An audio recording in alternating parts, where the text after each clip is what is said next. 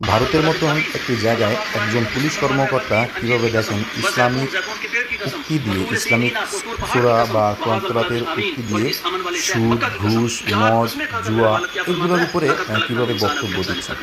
আসলে ইন্ডিয়ার মতন জায়গায় যদি এমন বক্তব্য দেওয়া হয়, তাহলে আমাদের বাংলাদেশের মুসলিম প্রদেশে একটা মুসলিম কান্ট্রিতে আমাদের জন্য কেমন হওয়া উচিত ছিল। আমি আসলে এই পুলিশ কর্মকর্তার কাছে আমি চিরকৃতজ্ঞ, বা এই পুলিশ কর্মকর্তাকে আমি স্যালুট জানাই যে সে একজন ইন্ডিয়ান পুলিশ কর্মকর্তা হয়েও সে ইন্ডিয়ার মতন স্থানে বসেও সে কোরআনকে কতটা সম্মান দিয়ে, কোরআনের উপরে ভিত্তি দিয়ে মানুষকে এবং তার নিম্নস্থ কর্মচারী বা কর্মকর্তাদেরকে কীভাবে বোঝাচ্ছেন। আসলে এটা আমাদের জন্য অনেক বড় একটি উদাহরণ হিসেবে বা একটি দৃষ্টান্তমূলক একটি সাক্ষী প্রমাণ হিসেবে থাকবে। আমি ওনার কাছে ওনার নিকটে ওনার জন্য আমি দোয়া মাফরাত করতেছি। এই পুলিশ কর্মকর্তার এই কাজটি যদি আপনি মুসলমান হিসেবে আপনার কাছে ভালো লাগে, অবশ্যই শেয়ার করে সবাইকে দেখার সুযোগ করে দেবেন।